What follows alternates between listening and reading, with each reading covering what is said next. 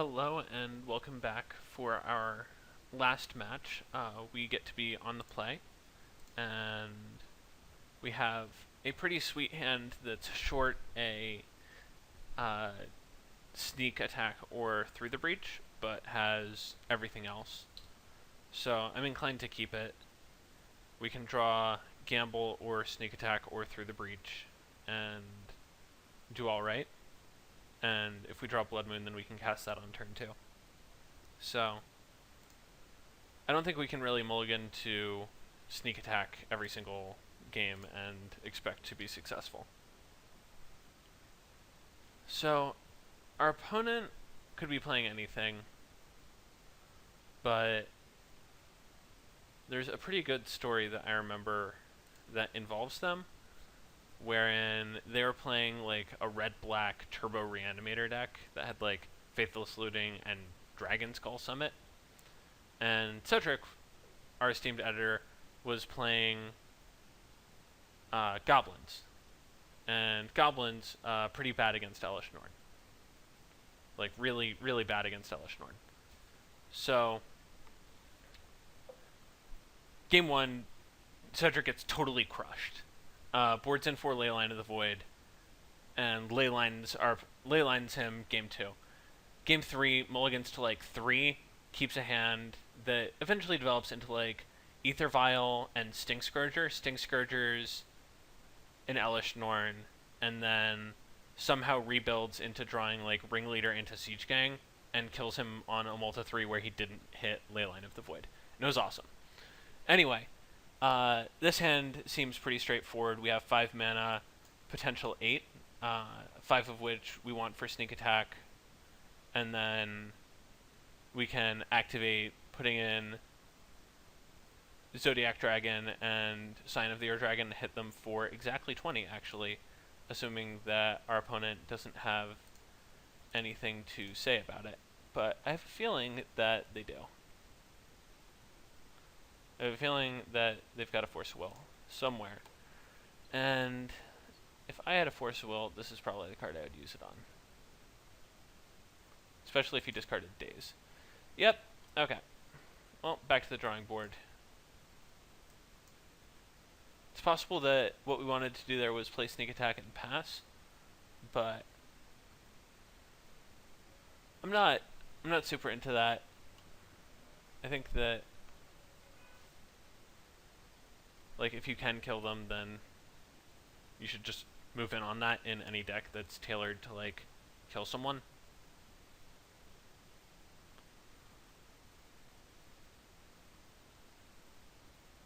Cool. Well, how are we doing? Still playing Magic, or got any basics? That's not a basic land. This is sort of like our plan against bug decks, is just like show up, cast a Blood Moon, hope that that means that you're just dropping the mic and leaving. But our opponent is battling on, so I assume that they've got something going on.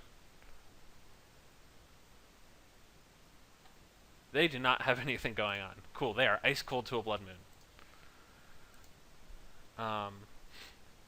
That's good to know. So bug deck, Delver of Secrets, bunch of like taxing counters, like could be anything from like Daze to Pierce to Flusterstorm. Definitely has Force of Will, as you saw. Also has Hymn to Turok, so like theoretical nightmare matchup for us, but like this is our best card against them by a country mile. And these cards don't do much, so they're gonna get out. And we can get some Pyroblast in there. We could get Gamble in there, but like they have him and could also have Thoughtseize, so this is also sort of about like making every card count. And one thing that I like a lot about Pyromancy in this matchup is they like get you down to nothing, but you get to stick a Pyromancy, and then you get to just like clear your hand out with Chrome Mox, and then have a bunch of cards that are stranded in your hand. And the cards that are stranded in your hand, interestingly enough, are like this and these, and then they die. It's awesome. That's the plan. Let's see if it works.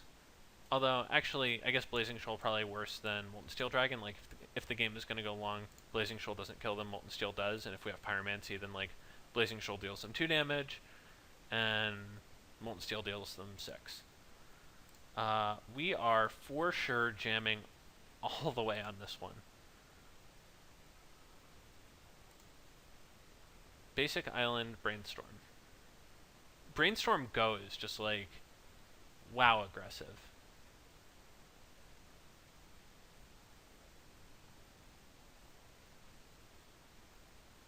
How do you even... I don't... Brainstorm Go?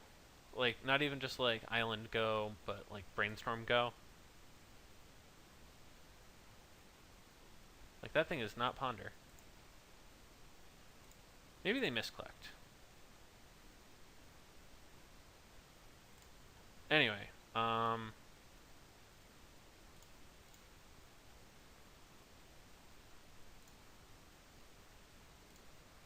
we would like to use this ability.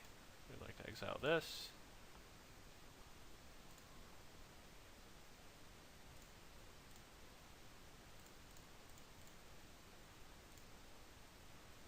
Days.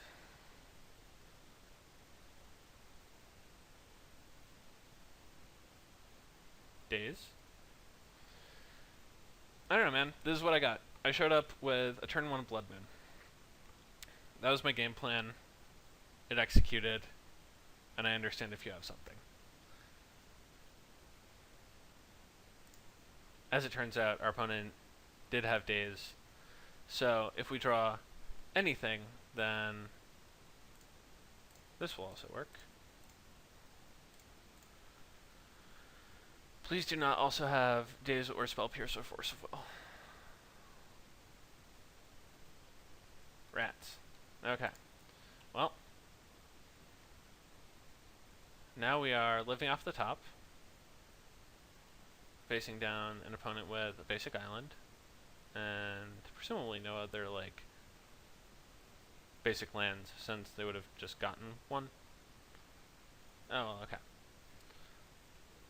So they're a bug deck with basic island, which makes me suspect that they have True Name Nemesis somewhere hanging out. But regardless, we're living off the top of our deck. It's possible that we weren't supposed to play that Ancient Tomb, just since it turns their Wasteland on, and like they can Wasteland us for value. Yep. That was probably pretty bad. Although, like, now that I think about it, they could also Hymn to Tarak us.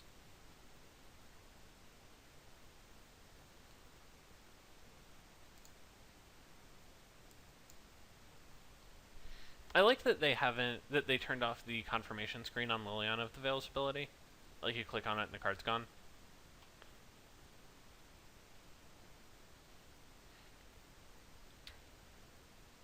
God, Brainstorm Go. I can't even with that.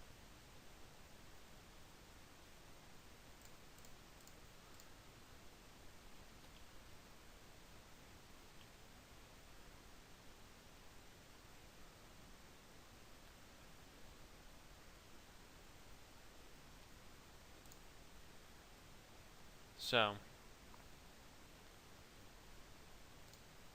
we are in the Liliana hard lock, where we have to draw exactly Sneak Attack and then exactly Big Dumb Fatty.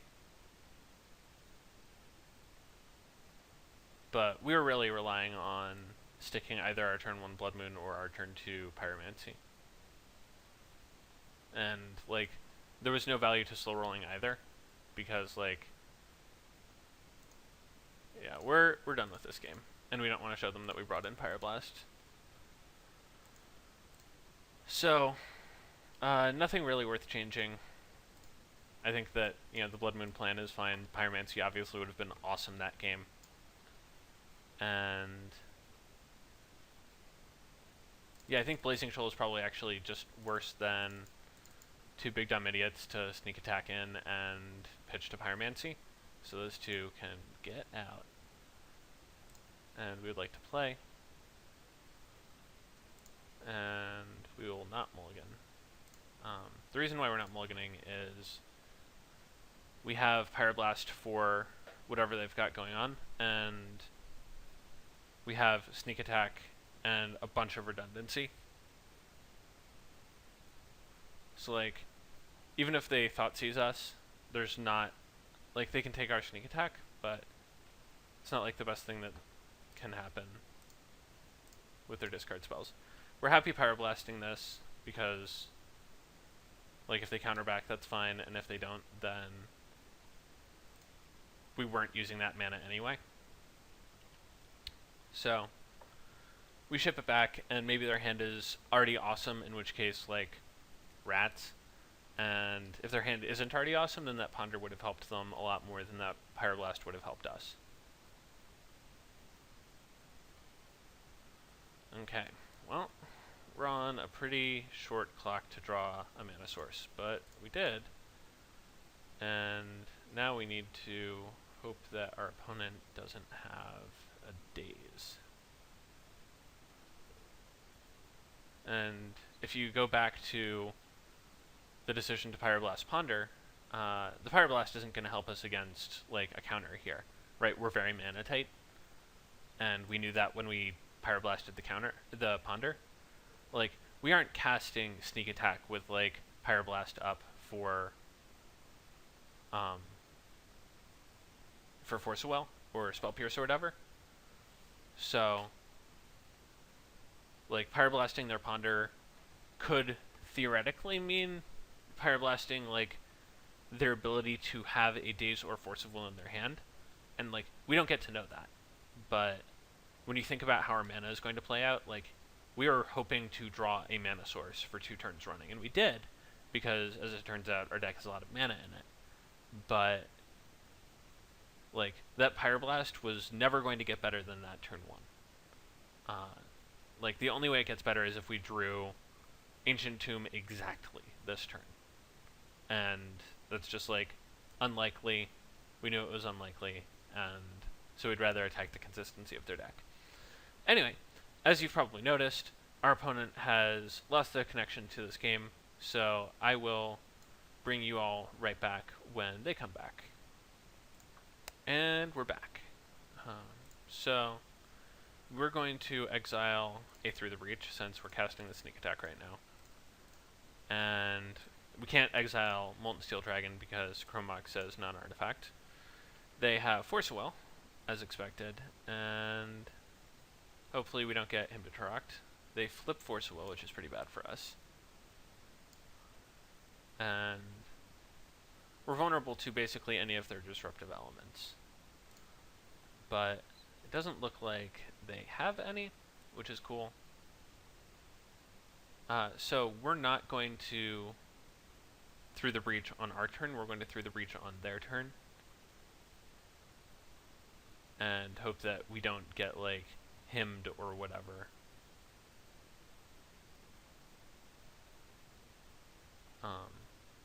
Or Liliana'd, or.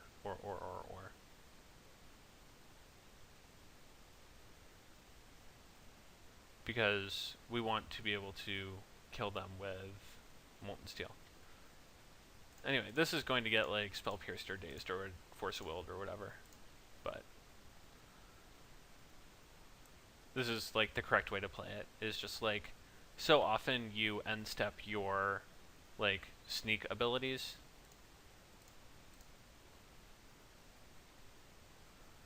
So okay, well, if our opponent doesn't have a counterspell, then we win, which is sweet. Oh, we are so close. We are so close. Just have nothing.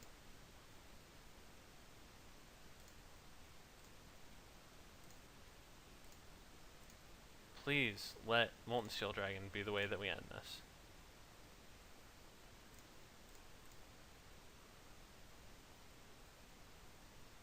Die. Just die.